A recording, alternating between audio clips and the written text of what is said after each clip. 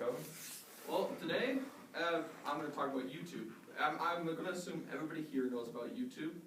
Everybody might probably has a favorite creator, if it's someone doing a news show or maybe just playing video games. I know a lot of people follow like the Yogscast or PewDiePie maybe when they were younger. But YouTube still, believe it or not, is growing. It's an enterprise. It is full of creators creating content and even stories that make it into mainstream news. Now, people like, I'm going to use Philip DeFranco as a reference. He reports on the news. He's part of YouTube since the beginning.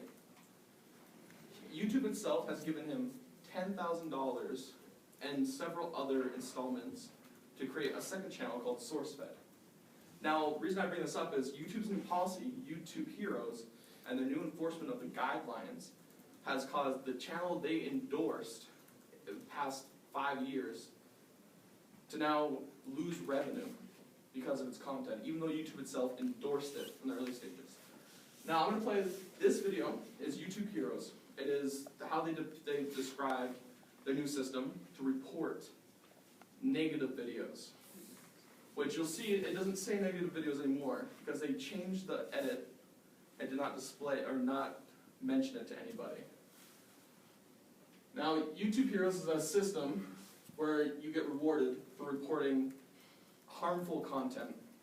If anybody's actually read the terms and conditions, there's a lot. Such as any sexual anything. You might think sexual, okay, that's just nudity, sexual references. No. Any point of any, it could be cleavage, it could be anything. It doesn't have to be actual nudity. It just, if the focal point of the video is that, you can have it removed, even if you're reporting on something. Now, YouTube Heroes was introduced after a couple months of them updating their guidelines. This is a system, because YouTube's grown to millions, and I think the last report was there's over 1 billion unique users on YouTube. Now, if everybody has a favorite YouTuber, they probably noticed past couple months a video they made to announce they need support now through Patreon or similar websites. That's because YouTube's been demonetizing their videos because they're not advertising friendly. Now, these non-advertising friendly videos are in no way some of them are in no way different than what CBC puts up on theirs. Philip DeFranco a couple months ago reported on the bombings in Syria. Used the same pictures CBC News used on their YouTube channel. Actually used less violent images. He blurred out blood, he cut pictures of dead people out of them, but CBC News itself did not. His videos got flagged, demonetized, and as a news channel, he makes all his money in the first couple hours of his video going up. But CBC News itself suffered no impact. And Philip DeFranco, again, has been supported by YouTube itself to generate more views for their website.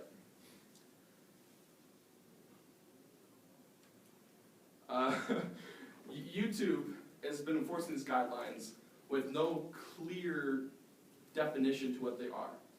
Now, this video actually has been edited several times and currently has the biggest dislike ratio on any YouTube video ever created.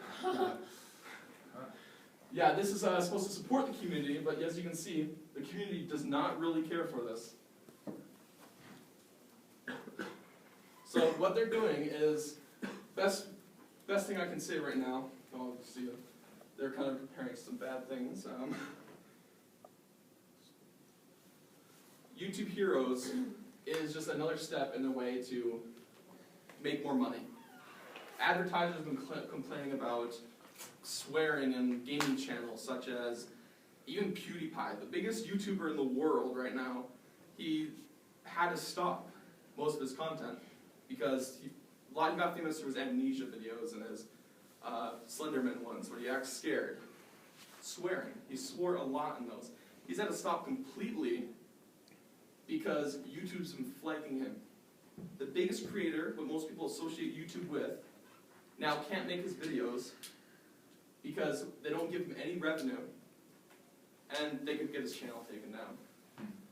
And what YouTube's been describing as videos that their whole guidelines is anything negative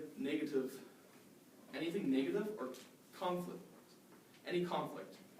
In their guidelines, they state anything that is controversial cannot be up for advertisement. So that doesn't just limit news channels. People like Lacey Green, a huge feminist video maker, or the complete opposite, Mr. Repzion, he picks apart feminists. Both of them are now getting their revenue taken away because their speeches are controversial, which YouTube does not define in any way. It's just their personal preference. So now they're censoring creators that rely on this revenue so they can make a few more bucks. So at this point, the internet is becoming just less for the creator, more for the company. That's about it.